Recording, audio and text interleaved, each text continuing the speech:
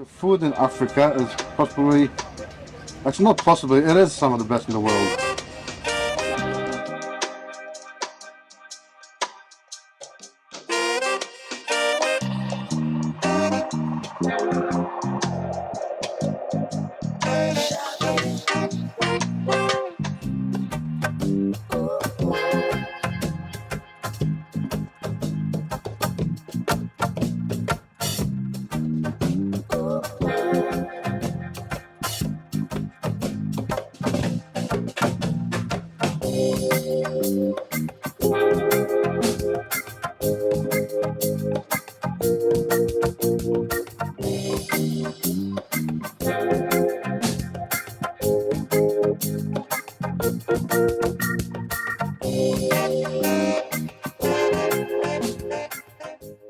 Semester, you say that you are Fijian. Yep. And Andrew, you spent a lot of time in Africa as a child. Tell me, what things you still remember about Africa? Beautiful people, beautiful countries, beautiful animals, and amazing, really like. Africa is the kind of place that really opens your eyes to the world and what it was like a long time ago, what it can be like. And when you go to somewhere like, say, Nairobi or Harare or Johannesburg, some of the largest, most amazing cities I've ever been in the world, and most advanced as well. Like, when people think of Africa, they think of, people in mud huts and all that sort of stuff. Not even close. Africa is some of the most civilized places in the world. Like Zanzibar, for instance, had the first traffic lights in the world. So I absolutely love it. If I could go back now, I would. When the last time you went back to Africa? Last time I was there, I was 12 years old. Man. It's been quite a while and I miss it very much. Okay, I'll get back to you. Semester, Yep. tell me, you got a Fijian background. Tell me a little bit about you. Okay, so I come from a little village called Nandrondra, which is just outside of a place called BA. It's a village of about 100 people, and I'm actually meant to be there right now, but I couldn't get my passport in time, so unfortunately I couldn't make it. No running water, no electricity. It's literally the village life, third world country village life, and just for what it's worth, I absolutely love going down there. I grew up in Australia. I'm a complete Australian, but I also know how to live the village life. Like, I know how to rough it and all that sort of stuff, which you have to do when you're down there. I don't know what else to say. So when the last time you were in Fiji? 3 years ago. Okay. I go before 3 years ago when I had a bit of a rough patch. I used to go down there pretty much every 6 months. Oh, yes. And family reunions and all that sort of stuff. I've got a okay, this will make it easier. My last name is Brown. If you're Fijian, you'll know the name Brown. Everybody knows the name Brown in Fiji. It's a big name. It's like half of the people in Fiji are named Brown, pretty much. And most of them are not related to me either. Okay. Or at least if they are, it's a couple of generations before. Okay, that's a good point then. So, Yeah. you miss Fiji a little bit? Absolutely, yeah. I haven't seen my dad in 3 years since COVID lockdown, and I was meant to go and see him when we did this family reunion, but I didn't get my passport in time, so. Let's talk about food. That's a good one. That's a very good one, actually. I personally believe that the food in Africa is probably the best in the world. Like, Why? mainly because, Say that again? like, the food in Africa is possibly, actually not possibly, it is some of the best in the world. Partly because the fruit and the vegetable produce is just so juicy and tasty. It's like, it makes you drool when you see some things. And other reasons because I remember when I was in Zanzibar, like coming to a restaurant and ordering a crab, and wait a little while, they'd come out and you get this massive big Jenny on your plate. It just looks so gorgeous and tasty, and the smell like makes your eyes water, and just next thing you know, you have just one little taste. It's, how to put it, it's like better than the best drug. tastiest food I've ever tasted. Literally. Oh, I've got to argue with you there. Okay, we got in Fiji, although this is also India, dal and rice. Dal and rice is really good. Roti and goat is one of my favourites. And I can't remember how to say it in Fijian. I can't even remember how to say it in English. It's literally eggplant with dal and mutton. I can't remember what it's called though. Actually, in regards to that, just reminded me.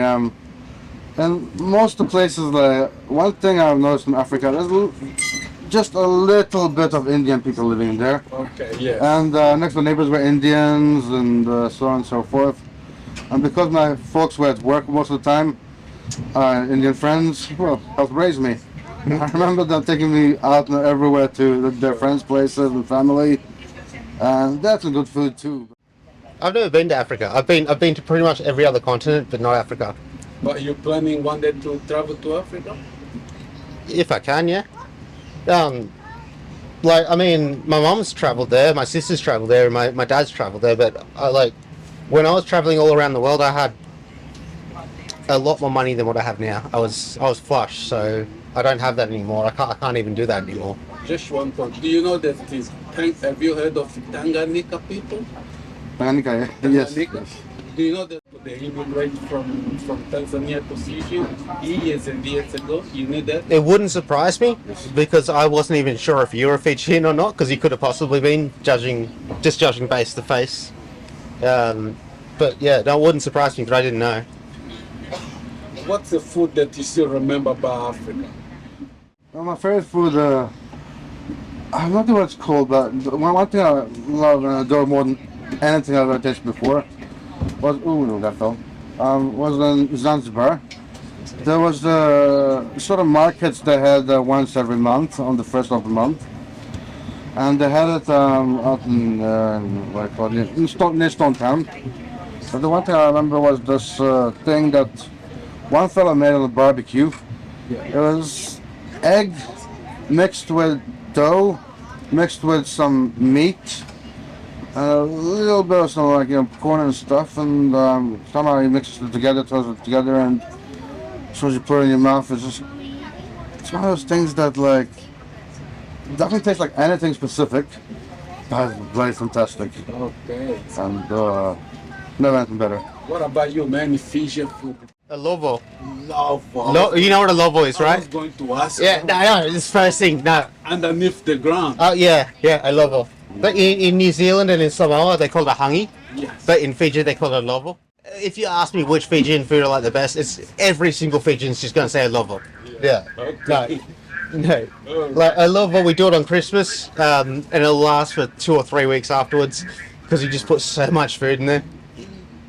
And I don't know, tell me one thing. Probably you experienced that a little bit in Africa. I don't know if you remember. I don't know if that's happened in Fiji as well, but I know that happens in Africa. Some traditional thing called lobola, like a diary.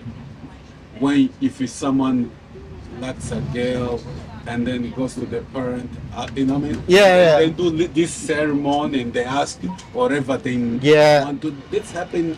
Have you seen or happen in Fiji? In Fiji, it's called Mberonandairo. Mberonandairo. Okay. I believe it's called that. I'm not so sure because I don't know Fijian that well. I know how to speak Fijian, but not well enough to know what that means. But that's what my dad. It's when you approach the father and ask for the daughter's hand. Have you seen that as well?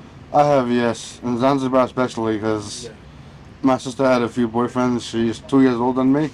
And when we were down there, and my dad was getting close to his contract ending, her last boyfriend came to my father and asked if he had my sister's hand in marriage. And my father just laughed and thought, too young. Okay. Okay, so do you agree with that tradition or you against it? What do you reckon? I don't care. I don't see the reason why you should marry anyone. Like I just don't care. If you want to do it, then do it. If you don't want to do it, then don't do it. Okay, we won't go to that topic today, but I don't see the point in marriage. I think it's just a government thing to make sure you get lower taxes. So you don't agree that someone that raised a girl since was a baby until, like the age of marriage. You don't agree that this person has to need to be recompensed? Yeah, I don't understand the point of that. Like the way I see it, if you got a partner that you want to keep a partner for life, then keep them for life. If you don't, then don't. But like, there shouldn't be any kind of middle ground where you're like, oh, I should pay the family this much because I want her daughter or whatever. I don't see the point in that. No, the way I see it, it's not like a payment. It's more like a Dowry. A dowry, yeah. It's called dowry, Yeah. but it's more like a thanking the other side of the family. You know what I mean? But what have they got to do with your relationship with their daughter? They don't stop you to be with the person, but Like, tradition, which they want to keep that tradition. if there's a tradition there, then I will follow that tradition, especially if it means a lot to the girl. For sure, I will follow that tradition. But I won't. I won't do it on principle. Like, it's like how Jews or Muslims, and by the way, don't have a problem with either of them, try to marry in their religion and all that sort of stuff. But like, I honestly don't see the point in that. Well- If you're actually going out with a girl and you really love them, then what's the point in having these barriers in your way of actually having a long-term relationship? Well- I don't understand that. Okay, unlike Australia, where the marriage bond is already broken, in those places they still have that connection. Mom, father, the family is still strong, and they want to keep that way. So personally, I respect it. Samezza's been just a little bit westernized in his life because the young fella still doesn't believe in passion, Yeah. That's what's with the beauty and all that. But like, the world has had traditions on marriage for a very long time, and a dowry has been an impacted thing that has been around since way back when. Millions. And like, it's just a lot of people, especially from Africa, from Asia as well, from South America, even from Europe, believe that when you taking your daughter away from the family, the bigger the dowry you offer, the more prominent you are as a husband. And if some other gentleman comes along and gives a bigger dowry, then of course the family are going to go with what usually with what but unless of course the family considers the daughter's side and asks who she loves more. And yeah. That's a really good point, but if I can cross that, the problem that I have with this is that it tends to end in arranged marriages where the woman is very unhappy with the marriage, and like, not all the time, and in fact a lot of the time arranged marriage is actually better than like the Western kind of marriage. It actually turns out better most of the time, and that's actually been studied, and that's the truth. But a lot of the time the woman goes into it not wanting this marriage. They just need to deal with it afterwards. Let me educate a little bit there. Like you said, probably. Yeah, please do. No, the thing is, like, you're talking about arranged marriage. No, in this case here, the young man know her well, and then saw as a If I can, potential wife, and then make the next move. It's not like from Yeah. nowhere find someone on the street and say, "Oh, I want to get married." No, that's not the case. so just my experience with this is not with Africans, it's with Indians. Okay. Because, like, I don't know if you know, but pretty much half the population in Fiji is Indian. Yeah, there's a massive Indian population in Fiji, and if you know the Indian caste system, then you'll know why I have such a problem with it. The Indian caste system is... Sorry Let's about that. I don't know much about India. Okay, well, I'd love let's... to know one. Yeah, I don't know much about Africa as well, like, so I don't know how that works. Like, mainly what I was talking about was what I know, which is the Indian caste system, and the Indian caste system is, let's just say, it's horrible. Okay. And that's the reason why I got such a dislike about it. Even though I respect the fact that other cultures, that they've all got their things, I just, the whole thing about being in a relationship and then having someone else that you have to pay money to be in a relationship. Come on. Yeah, Like, yeah. like I said, that's different topic. We're talking about in cases where the couple they already going out, they like each other. In many cases, the parents already know each other well, Yeah. and they find the girl as the right person for the guy. course, be involved with your partner's parents and all that sort of stuff. Make sure they like you before you even try to go any further. I definitely agree with that. Yeah. But as far as like asking them for permission to marry them, as far as I'm concerned, that's between you and your partner. It's got nothing to do with the parents. It's got absolutely nothing to do with the parents. And if they disagree, then it doesn't mean you can't do it. It just means that there's going to be problems there later on in life. Sure. I agree with you on that, but like I said, from what I know about the African culture, is that it's a bit different to what you explained today. Well, I know. Just so you know, like I've got a very different opinion to most of Western culture as well. I'm definitely not Westernized. It's like I've got a very big difference between me and Western culture. I hate Western culture. I love capitalism. I love the ideologue that the better you are at something, the more you learn. So my previous profession, which you know about, it was a complete meritocracy. The better you are at it, the more you earn. And in Western culture right now, it seems like you don't even need to be good at something. All you need to know is the right people, and then you'll get advancements, and you'll get paid more. It doesn't matter how good you do your job, because if you do your job really well, all they're going to do is pile up more jobs on you and not pay you anymore. So that's why currently I do contract work. Like I do work that like they pay me because they know I'm good at it. Whether it be stock market or chemistry or whatever I do.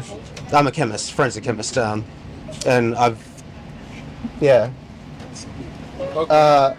also the whole feminism and all that sort of stuff, it's gone way too far. I could go on and on. Like, if you wanted to call me something, you could call me a libertarian, but not quite as libertarian as what American libertarians are.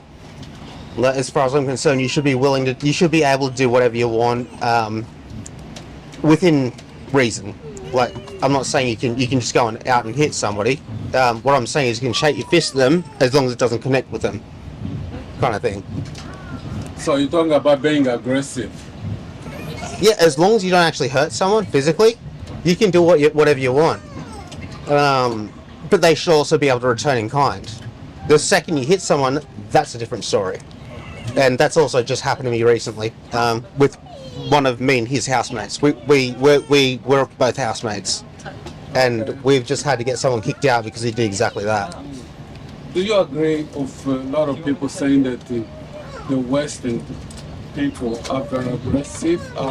People with a lot of anger among the Western? Yeah, a lot of anger, but not so much aggressive in the way they protest and stuff like that.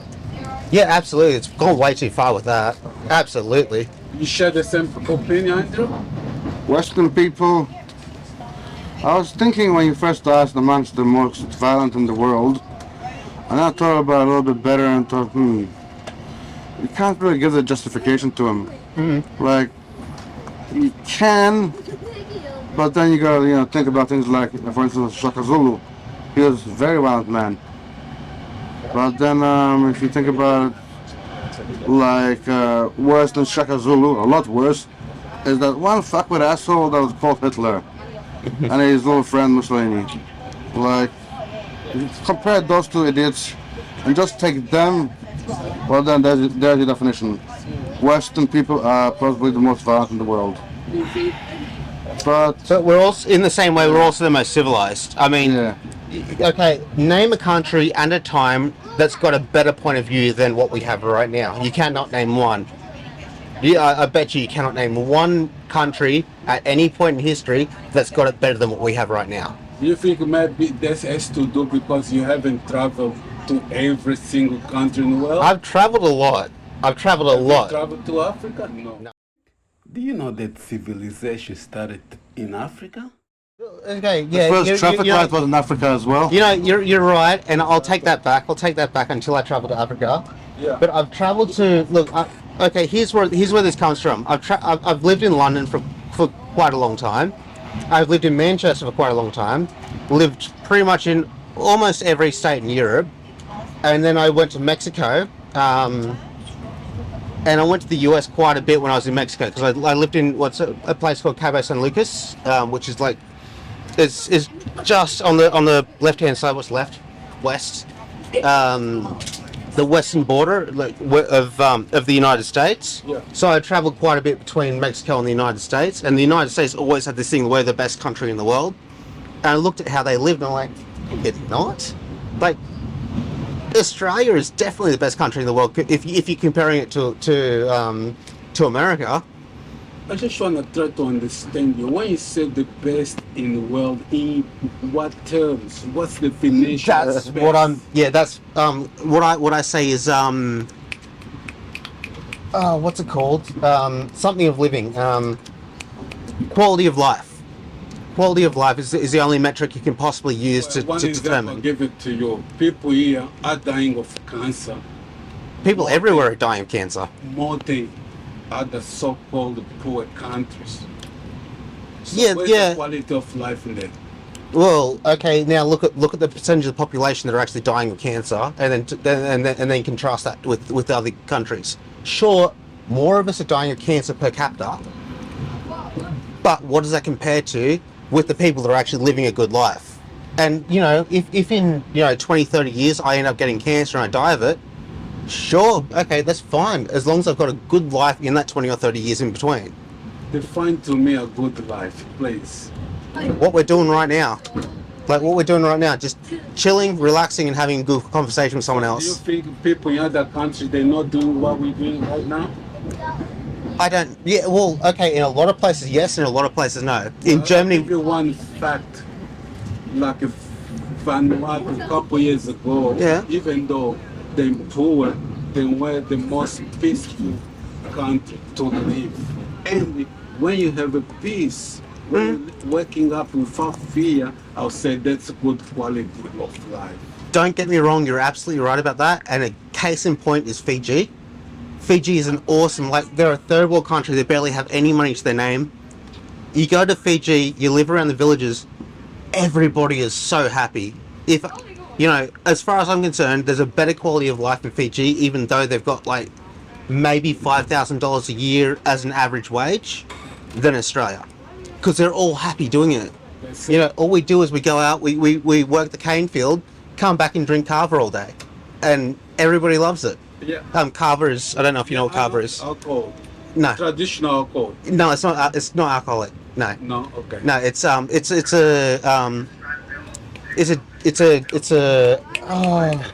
it's almost like a benzodiazepam kind of drug. Sure. But it's a traditional drink, and you do it in a. Can you hold this? Yeah, sure. You do it in this thing called a tanoa, which is it's like a big upside down turtle shell, Sure.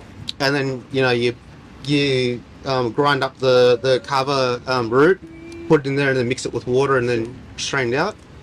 And But then it's you not alcoholic. Yeah, okay, thanks for that. Yeah. Yeah, but going back to our point is that, like I was saying earlier, happiness Doesn't need money. doesn't need money. Yeah. You know what I mean? A lot of people, even, Andrew was in Africa, probably, even though in our standard we can see them poor, but they're not poor, they have. To give an example, I went to Mozambique a couple years ago, and I was in shock. People might not have what we think is a good thing, but everybody happy. Oh yeah. Yeah. You know what I told you before, where I was meant to go, before my passport didn't come through? No running water, no electricity. And I'm really disappointed that I couldn't go there, because it's the best place to go. Yeah. When most people think about Fiji, they think about the tourism, like Denarau and Siva and Latoka and places like that. But what I was meant to go to was my dad's village, which is Naindrondoro, and I remember the last time I went there, it was like a 4-hour train trip, 4-hour airplane, and then 4 hours by car to get from Latoka Airport to was it Latoka Airport? Yeah, Latoka Airport to Bar. And then like a 2-hour walk from Bar to Naindrondro village. As soon as I got there, and I was really wrecked by that time, I put my suitcase down, or there's a backpack, and then the next thing I know, my auntie's telling me, "Oh, you got to pick cassava with your cousin," and I had to go on a 1-hour trek up there to pick cassava, and cassava is It's like a potato, but You know what cassava is? You know what I cassava know is? cassava. You know cassava. Yeah. yeah, I know but it's got cassava. thorns on it. It's got thorns on it. Exactly. No, talking about cassava. Do you know about fufu? Because cassava is made of fufu. Eh? Have you tried fufu? Yes. What do you reckon? What's your Don't mind fufu. I prefer what's it called like when we were there, I love melons, but I was more into things like I love passion fruit. cool? So that's what my flavor is more trying to. Fufu. I'm trying to remember fufu. I haven't had this since I was about knee high to my father. Okay. Okay, I exaggerate, of course, but like I was young. Sure. So what That is place in wrong. Africa have you been? I've been Botswana. We've lived in. Then Zimbabwe we visited on holiday. Ethiopia we've lived in. And then got holiday during there. Then Zanzibar and Tanzania we've lived in. Dar es Salaam and the coast of Tanzania. Visited Kenya. We visited and like a few other places like Swaziland. It's not called that anymore, I think. Yeah. It's like calling something Rhodesia. Oh yeah. Yeah, they got different. Anyway, let's go to the good stuff. So, Yeah. fufu, we talk about fufu, we spoke about the lobola dowry, we spoke about the peace, how we probably think that the Western has better life than other so-called third world countries, when in reality, Oh, okay. those people... I disagree. That may have been taken out of context. Okay. As far as I'm concerned, the best quality of life I've ever seen is in Fiji, and that's a third world country. Sure.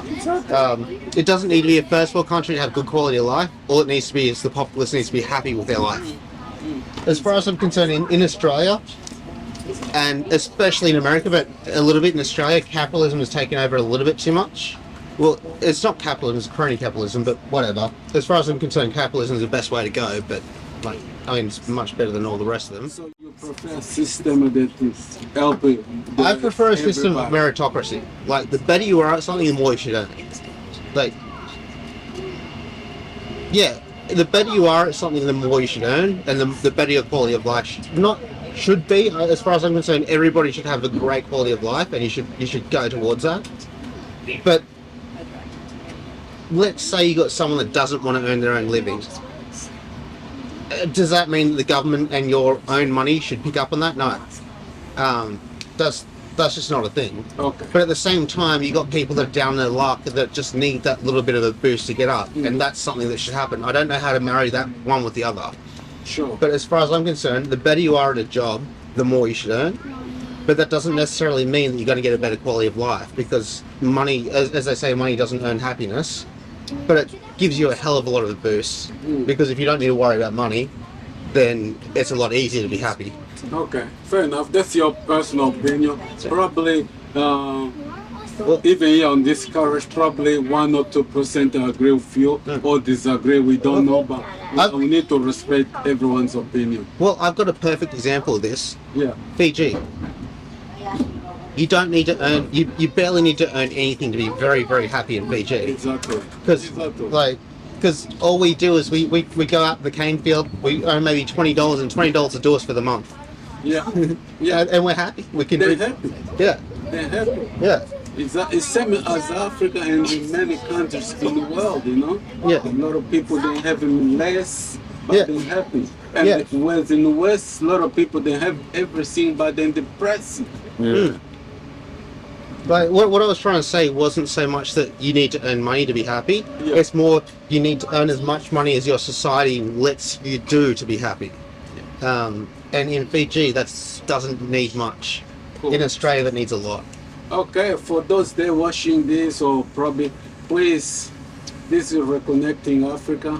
We are on the train, so just talking about different issues of daily life. You know, we are really people You know, we're not making up anything, all real.